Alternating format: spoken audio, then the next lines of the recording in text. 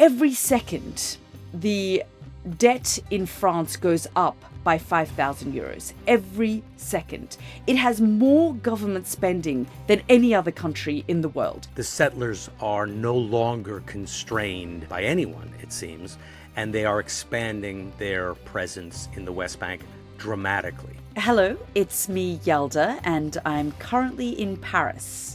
And me, Richard, in Jerusalem, and welcome to the World Podcast. Yalda, how's it going? You know, Richard, I am having a bit of a sense of deja vu right now where I currently am. About sort of 12 months ago, I was here in Paris because President Macron called snap parliamentary elections following EU elections, and the parliamentary elections he had here in France ended up completely backfiring, and he lost a number of seats. The parliament became fragmented. He had people, turning on him from the right and the left, and now he's lost another prime minister, his fourth in the space of 20 months. This particular prime minister, Francois Bayrou, lasted just 9 months. So there is a massive political crisis here in France at the moment. And before we get into it, and I really want to get into it, and I want you to help me understand it, because I don't think I'm the only person in the world who doesn't quite have a clear grasp of French politics, or really inter-European politics. I find them quite confusing. For some reason, the Middle East seems to make more sense to me, believe it or not. But I want to hear about that. But before we do, congratulations. We do these predictions, and you nailed it. You said the French government is going to collapse, and on cue. I think you had it down to the minute. That's dangerous. I've said this before. You're a dangerous woman, Yalda. So I'm annoyed with you that you didn't give me the winning lotto numbers, but especially when it was like $1.5 billion last week. Oh, man. We could have done that. So next time, if you have any of these visions, prognostications, please pass them on. But yeah, you nailed it. You went to Paris. You said the government's going to collapse. It did. I can't wait to hear more about it because you got your finger on the pulse there. And we'll dissect all of this, Richard, and help our listeners understand what's going on. And you, of course, are in, I believe, Jerusalem now. Correct. Yeah. So in Jerusalem, I was at the scene of that mass shooting attack. So I'll tell you about that and about this escalating campaign in Gaza. And you know what? Let's focus on the West Bank. Let's talk more about the West Bank.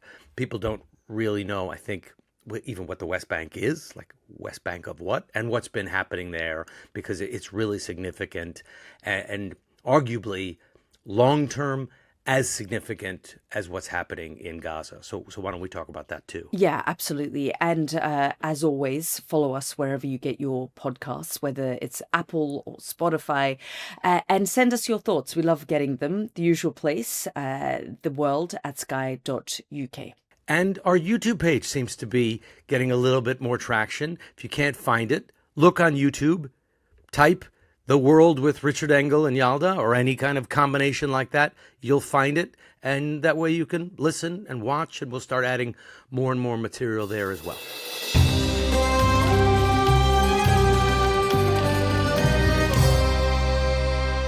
So, Yalda, you told us you were going back to Paris. You said, I'm going back there, and this was on last week's show for those who missed it. And if you did, shame on you. But welcome this time that you're not missing it. And you said, I'm going back to Paris because the government is going to fall. The prime minister is going to get kicked out. There's going to be another shuffle. And then I sent you a note. Bing, bing, bing. You got it right. Because like down to the moment that you said it was going to happen, it happened. So why? Why does this keep happening? Does it mean anything that Macron can't seem to hold a government together, that the prime ministers keep coming and going? What happened this time? And frankly, why should any of us care?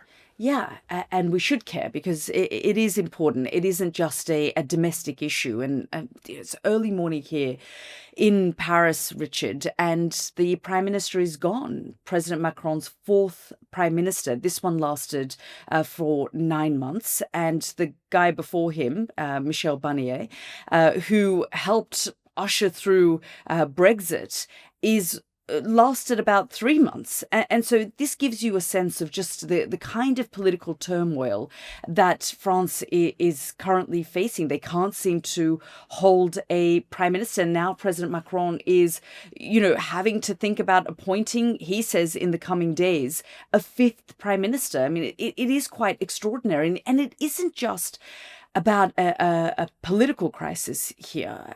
This is much deeper than that. This is also stems back to and down to a massive debt crisis that France is currently facing. And what Francois Bayrou was trying to do, he was trying to push through a bill that would deal with the debt crisis. Just to put it in perspective for you, Richard, every second, the debt in France goes up by 5,000 euros every second. It has more government spending than any other country in the world. It's almost like the taps were turned on at one point, and that point was the pandemic. So Emmanuel Macron said, to his government, money is not an issue. Spend whatever you can. This is a crisis. We need to rescue our country and spend whatever it takes to save lives, to sort people out. The pandemic had gripped this nation like it had the rest of the world. But one political analyst said to me yesterday, it's almost like the taps were never turned off. And now France finds itself in this massive debt crisis, being compared to Greece and Italy. And she said, frankly, France, it appears to be too big to fail, but that doesn't mean it can't fail. It does sound a little bit like Italy. I spent time as a young adult living in Italy, still love the country, never admired its political system or its political stability, love its culture, love its food, love its people, but the government has never been one of its strong points because it changes so much. Is France the new Italy where they can't hold a government together and they come and go and that's it? So, you can't count on anything? So it's not even about that. Yes, of course, this idea of a revolving door of prime ministers that can't seem to hold their job and, this kind of political violence that is taking place within Parliament, where regardless of who President Macron now appoints, it's a poison chalice. They will be pushed out of this position because the Parliament has become so divided, so fragmented. You've got the far right, you've got the far left, and so they have warned. The far right has said to President Macron, whoever you put in this position, we are going to oust them. That is how bad the situation here is. So, but it's not even, as I said, about the political crisis here. The reason there is a political crisis is because there is a bigger, wider issue with the debt crisis that this country is facing. And so when I make comparisons to Greece and Italy, yes, their politics is messy right now, but so is the situation in the country. And the other issue is, Richard, is that there is a lack of productivity. Fewer young people are working. The population is aging. Older people want to retire. The retirement age has been pushed, after much difficulty by President Macron to 64. And there are threats by other political parties saying we're going to pull it back to 60. So there is a number of issues here that France is currently facing, and it is going deeper and deeper into debt. So is that what it really is about? Is it about money? Help us understand what happened with this latest crisis and the crisis before that. Is it really financial? Is that the issue that the government started putting all this money out there and now can't figure out a way to sort of get people back to work and stop the subsidies? So just to sort of get technical and put it into perspective, basically the budget deficit is at 5.8%. When the EU set it at sort of a maximum of 3%. So when I say, the debt is basically at the highest level of the Eurozone, just behind Greece and Italy, and it grows at roughly 5,000 euros every second. Now, while France has a better budget system than, say, Greece and Italy, they're a bit more organized. They haven't seemed to pass a bill with a budget balance since 1973. So this particular Prime Minister, Francois Bayrou, wanted to alert the French public and Parliament, wake them up. It's almost like the French public, French society is asleep. They don't realize that they're going deeper and deeper and deeper into debt, and the whole system needs to be unraveled. They need to change the way they live. They need to change the way they work. They need to, change their entire system, and they're not willing to do that. And no politician is willing to push that through. So, for example, Francois Bayrou wanted to get rid of 2 public holidays.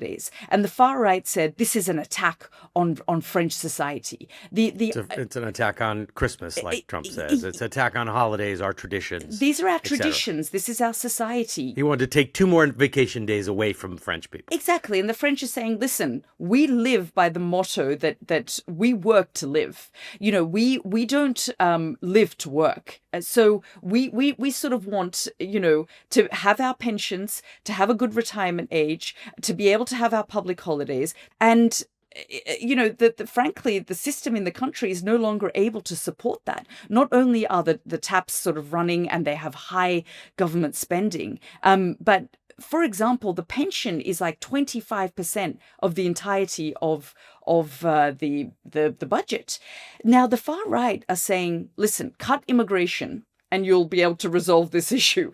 The far left are saying, tax the rich and you'll be able to resolve this issue. So what you've got is ideologically 2 extremes turning on President Macron's centrist government. And Francois Bayrou was a centrist.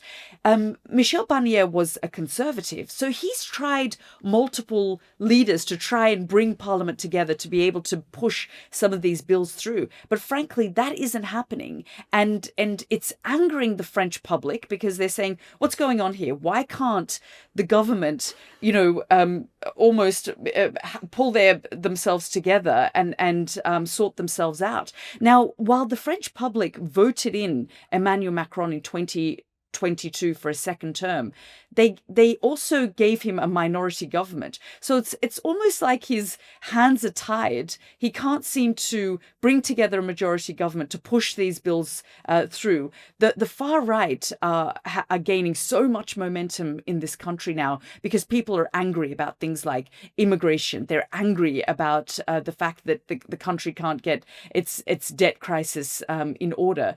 And then also, like anything, the 2 extremes are managing to gain power in Parliament. I want to ask about Macron in a second, but I love the way that you framed this economic issue, that basically France can't sustain this good life that I think everyone admires. Everyone would like to live like that.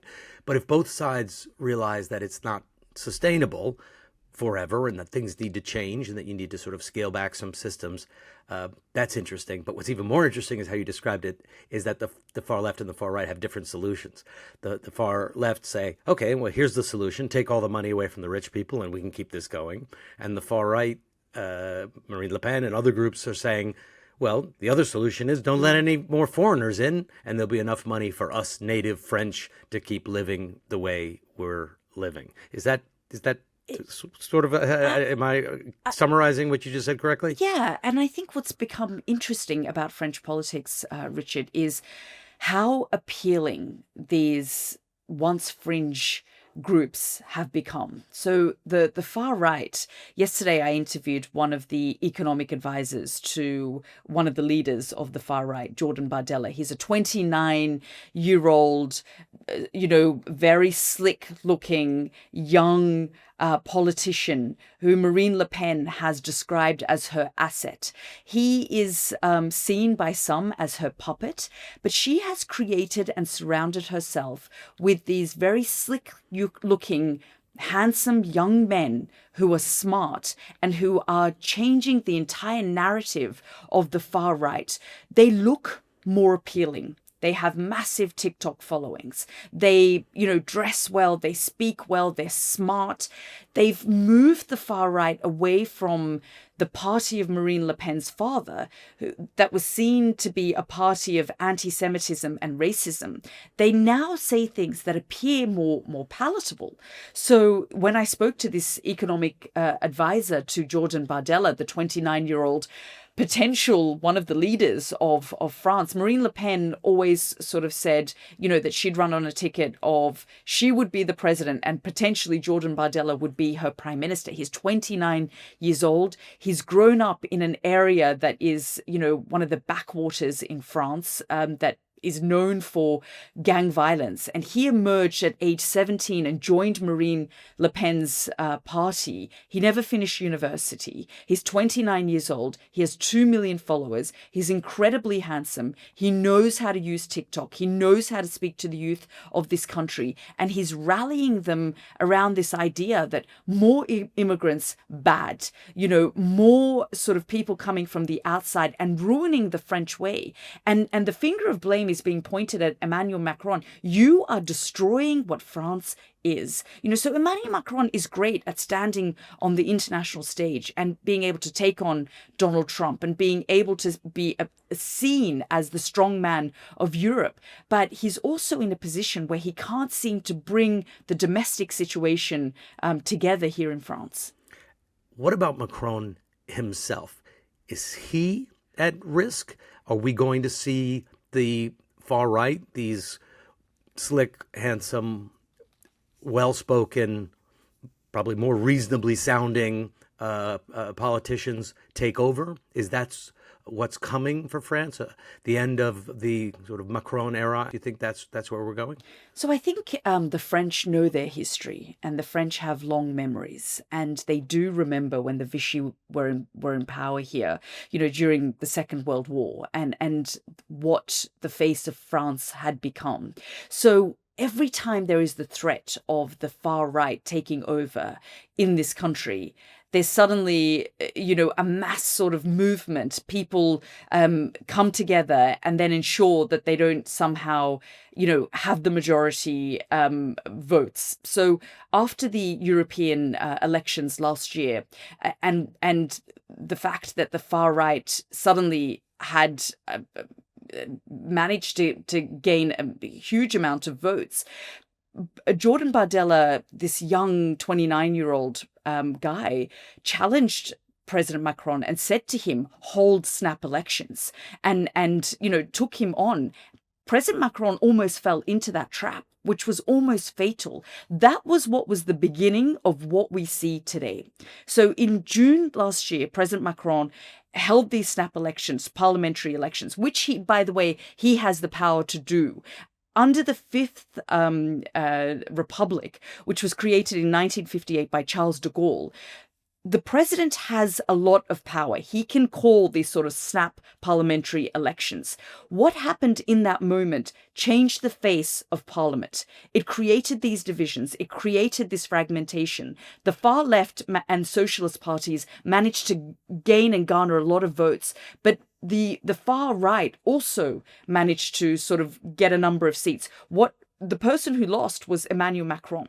So every time he appoints a prime minister now, these, groups on both sides of the extremes managed to oust him out and managed to push him out and managed to put enough pressure on the prime minister to either walk like Michel Barnier or be pushed out like Francois Bayrou. That has never happened in the Fifth Republic, where a prime minister holds a vote of confidence and he gets ousted out. So all of these things are unprecedented.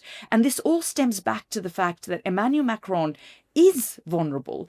We see him as this strong guy in Europe who is calling for a two-state solution in the Middle East, where you are, and we're going to talk about that at the moment. He's going to be at the UN General Assembly, and he's going to say that he recognizes the Palestinian state.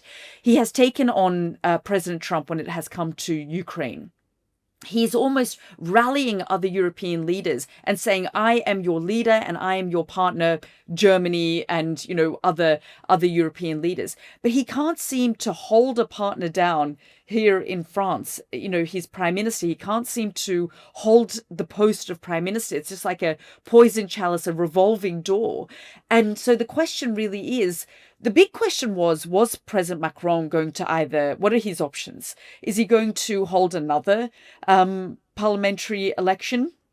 He's learnt his lesson from what happened last year. Is he going to himself step down? Well, that's not Emmanuel Macron. He's not going to step down no matter what happens. So he's found himself in a position now where he's scrambling to appoint a new prime minister, and he's going to have to do it quickly. Last time he appointed Michel Barnier, it took him weeks. He's going to have to do this in a matter of days. None of this is sounds like it's very good for the stability of French politics. Every time I go there seems to be chaos. Every time I've been in France recently, there's protests. I've had to get out of my car to walk because things were blocked. There's been some political violence, turmoil. It seems like they are struggling to pull themselves out of this period of political unrest for years now. Is this going to reach some breaking point where you're going to get a new strong man or strong woman who manages to unite one of these movements, either or the far left, or it sounds more likely from what you're saying, someone from the far right or center far right? Yeah, and that is the big question, Richard. People are now saying, is this the end of the Fifth Republic? There was chaos, and that is why Charles de Gaulle created this Fifth Republic, ushered in this period, this rewrote the constitution and gave so much power to the presidency, because since 1946, the kind of weakness and chaos that we're seeing in Parliament, where there was utter turmoil, political turmoil, continued. And so Charles de Gaulle in 1958 said, right, we're rewriting this constitution. This will be the Fifth Republic. People are now asking, is Emmanuel Macron going to be the cause of the ending of the Fifth Republic? And as you say, this country knows how to demonstrate. They know how to stand against the establishment. They know how to stand up against the politicians. There are planned demonstrations and strikes already. And there will be people out on the streets. And it isn't just about the weakness of President Macron's government or the fragmentation of parliament, but the finger of blame, the anger is being directed at Emmanuel Macron because he is such a larger-than-life figure and character and such a, massive sort of political figure in this country, in Europe, and internationally, and he can't seem to hold it together. And to be fair to him, the French public, as I said, voted him in again, gave him the second term, but at the same time, they gave him a minority government. So he's almost at a lose-lose situation. So before we take a break, Yalda, what is next? So, Richard, Emmanuel Macron has a number of options, none of them great. The one that he is probably going to opt for is to appoint a new prime minister. He said he's going to do that in the coming days. But frankly, there are some pushing for him to hold snap presidential elections, or even putting him in a position to call for snap parliamentary elections, which, frankly, I don't think he's going to do, because he's learnt his lesson from the disaster that took place last year when he called for snap parliamentary elections. So he doesn't have many options. At this stage, he says he's going to appoint a fifth prime minister. Okay, now let's take that break. And on the backside, we're going to talk about the Middle East.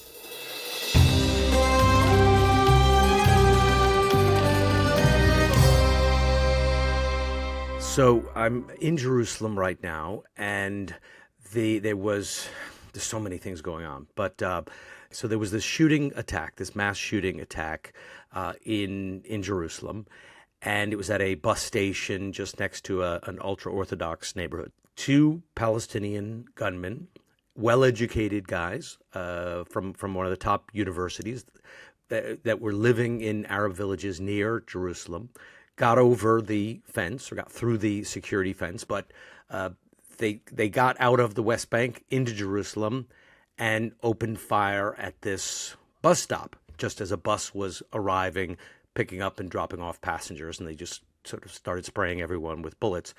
They went on a shooting spree until the two gunmen were killed by people on the scene, by a soldier and an armed civilian.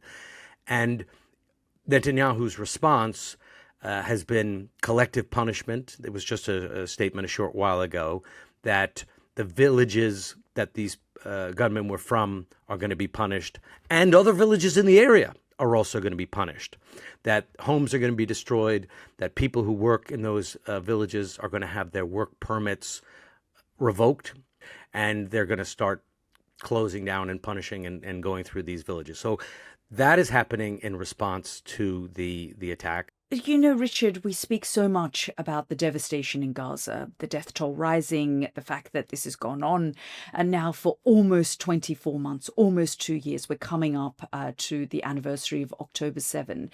The death toll is well over 60,000 now. I believe the last time that I looked, it was about 63,000. And while the situation in the West Bank pales in comparison to what is happening in terms of the death toll, the violence, the daily bombardment, that the Palestinian people face there, I'd like to talk to you about the West Bank today, because the violence there, the settler violence, it doesn't get nearly as much attention. It doesn't. I've just spent the last several days in the West Bank, so let's do it. Exactly. So the settler violence there has intensified. The life for the Palestinians in the West Bank is hell. And we both spent time there. I just want you to help our listeners understand what it's like, first of all, just trying to get into the West Bank. So the West Bank, first of all, what is the West Bank? West Bank of what? Because it's actually east of Jerusalem, but it's the West Bank of the Jordan River. And when Israel was established in 1948, the borders of Israel came up to half of Jerusalem, the so-called Green Line or Road 1, which is really just a few hundred yards from where I am right now. In 1948, that was the size of Israel. And the West Bank, the Arab areas, the areas between what Israel was established in 1948 and the Jordan River, is referred to as the West Bank, was controlled by Jordan. 1967, Israel expands again. It's attacked and expands and takes over the West Bank. And it was not internationally recognized. That's why building in the West Bank is considered illegal. So when Israel builds in the West Bank, it's considered illegal settlements. And the settlers are moving there deliberately to change the demographics, to say, this is not the West Bank. This is part of Israel. This is part of Israel's Palestine, that they should and must, and according to biblical law, control all of this territory. And some of the settlers say, if the Palestinians want to remain unarmed and quiet and minding their own business, they can stay. Otherwise, they got to leave. And the only place for them to go would be over the Jordanian River into what is modern-day Jordan. There are new outposts, making it really impossible for the Palestinians to ever have a future Palestinian state, because the place that would be the Palestinian state is being settled. And when the settlements are built, they're not just little Jewish communities in this occupied area that was once a large Palestinian block of land that the Palestinians hope would be part of a future Palestinian homeland. Instead, there are these settlements, and then the settlements are linked by roads and linked by checkpoints and linked by overpasses and underpasses. So you build 3-4 settlements. You're not just talking about those 3-4 communities. You're talking about all the roads and checkpoints between them. And after October 7th, the Israeli government has become much more aggressive, much more has given a free hand to the settlers. So while most of the world is focused on Gaza, because Israel is fighting against Hamas in Gaza and destroying Gaza in the process, we've talked about that a lot on the show, while that is happening, simultaneously, the settlers are no longer constrained by anyone, it seems, and they are expanding their presence in the West Bank dramatically. So I was in Hebron the other day, which is south of Jerusalem, and there's a lot of Israeli settlements in the area. And I hadn't been there for a few months. And just in the few months between visits, I saw several new Israeli outposts. And what I saw is these outposts are starting to surround Palestinian villages. So they will literally go take other hills and have outposts around a Palestinian village to strangle the village. And then if the Palestinians don't leave on their own accord, the settlers will come out of those communities and harass, attack, intimidate the villagers who refuse to leave. We interviewed families who were, had been, clubbed, men, women, and children.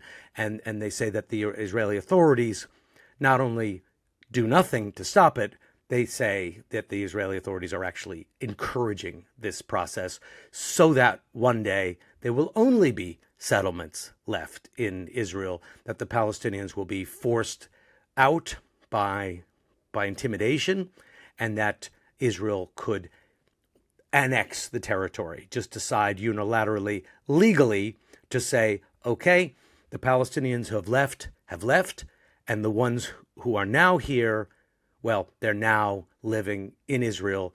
This is Israeli territory. It's no longer occupied. I don't care. They don't care what the world says. Doesn't matter what UN resolutions say.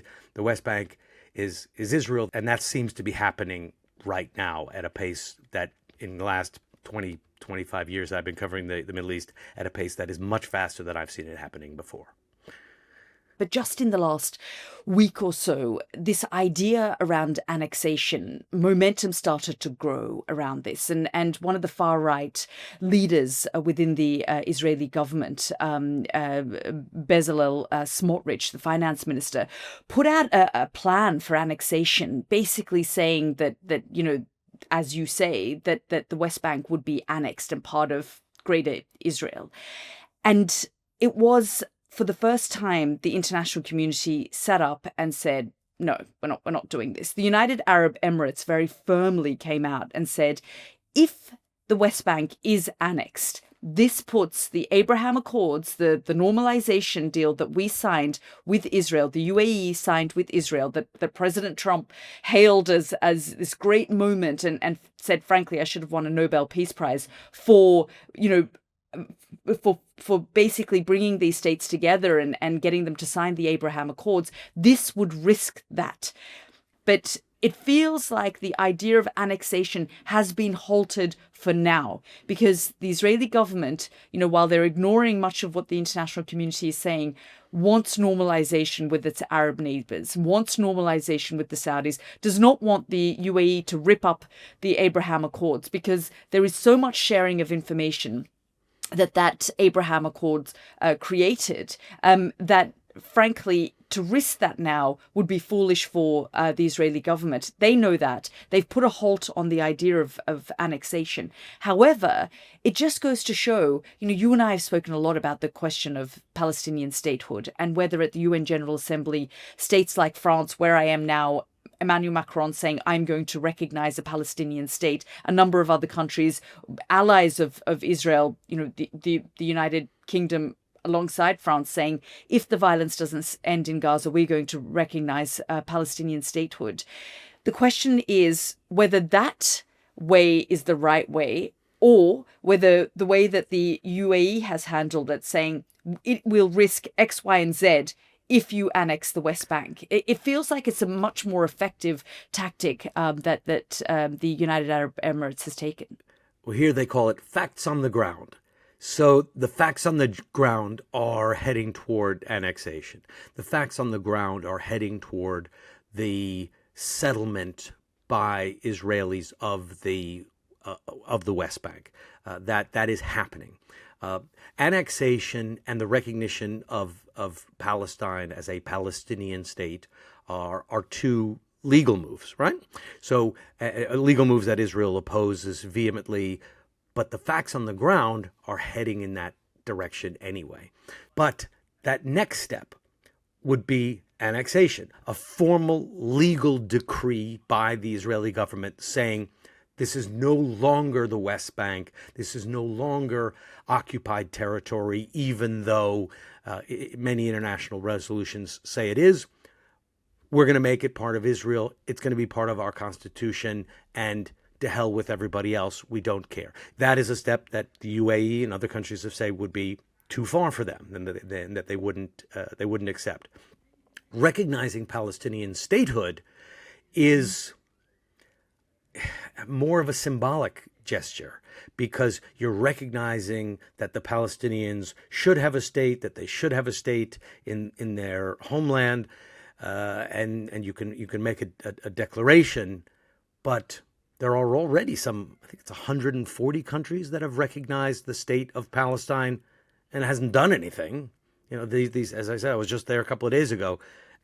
If you take facts on the ground, you can call it Palestine, but if you keep expanding the settlements and the roads and the checkpoints and intimidating the people who live there, then in practical terms, there can't be anything that really looks and feels and acts like a state of Palestine. Yeah, and as you say, the situation on the ground hasn't changed, regardless of these calls and these threats being made to the Israeli government by allies like France and the UK, saying we will recognize Palestinian statehood if you don't change the situation on the ground. Richard, predictions. I mean, we got two simple ones today. We French politics and the West Bank. So let's see. Should we do nuclear fusion next time? I wonder where things are at. We've spoken also a lot about quantum computing. Let's explain how quantum computing works. Something easy.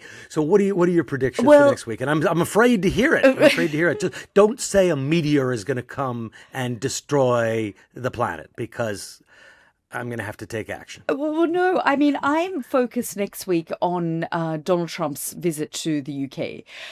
All attention and eyes will be on his second state visit, which, as you remember, Keir Starmer pulled out this letter from the King and handed it to Donald Trump when he made his visit to the White House to say, we've never offered this and you get a second state visit.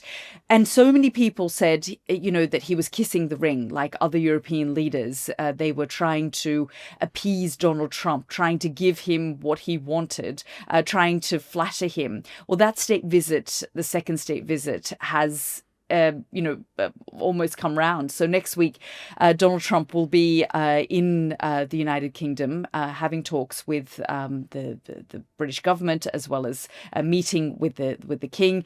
There'll be probably some protests and demonstrations as well, because aspects of the British public are not happy about this second state visit. So I'm focused on that, and looking ahead, I'll also be in New York for the UN General Assembly. And a lot of people here in France are talking about the idea of a two-state solution and France's position on that. Whether that changes anything on the ground, we've talked about that. It doesn't appear to be the case. And I thought the UAE putting pressure on the Israeli government to say annexation is a red line for us. Perhaps more states and allies, friends of Israel, need to take that kind of harder stance and look at what cards they have, to quote Donald Trump, and sort of, put out their strongest cards and say, if the violence doesn't end in Gaza and the West Bank, if there isn't a ceasefire in Gaza, we are going to do X, Y, and Z. I guess my prediction is that the status quo will remain, that frankly, the second anniversary of October 7 will come and go, and the situation for the Palestinian people in Gaza will not change, because it doesn't feel like any kind of ceasefire is on the horizon, or that any side is able to come round a negotiating table and bring an end to this cycle of violence that we're seeing. So your predictions are always good. I'm watching Gaza City, and Gaza City is already. There's talk of this ceasefire. It's so unclear what the terms of the ceasefire are. And I've been talking to a lot of people involved in the process or who've been following the process. And no one exactly knows what the terms really even are. We hear Hamas saying, sure, we're amenable to the terms, but they seem to be talking about one set of terms, and then Netanyahu will talk about his set of terms. So there is movement toward a ceasefire. It's still possible. The fact that the terms of the ceasefire are vague may be deliberate, because maybe they're just not sort of broadcasting to the public, or they're holding a lot of the cards back closer to their chest so they can do back deal negotiations. I don't know. I just know that the ceasefire is very vague. Maybe it's still possible that they pull this rabbit out of a hat. Hamas, I do think, is in a position or wants to negotiate in a way that they never have before, because they have so few cards. The question is there really any deal that is being offered, or does Israel want to complete this military campaign and destroy one of the last remaining city that is still standing in the Gaza Strip, which is Gaza City? Well, Richard, as always, really good to talk to you. We've covered French political crisis, debt crisis, and we've also talked about the grim situation on the ground in both Gaza and the West Bank. But it's good to talk to you. You know, we have these chats once a week on the podcast, and I just think that the situation in the Middle East right now with the Palestinians and Israel feels hopeless. But whenever you speak to Palestinians and frankly Israelis, they have hope that the situation may change, but we'll have to wait and see what the Israeli government does next. Well, I hope you're enjoying Paris a little bit. As complicated as it is still the one of the most beautiful, lovely places in the world. So enjoy it while you can before you head out head there. back. And until next time. Good to see you, Richard, and thank you so much to our listeners for listening. And subscribe, and you know where to find us. Write us emails at theworld@sky.uk. We'll be waiting to hear from you.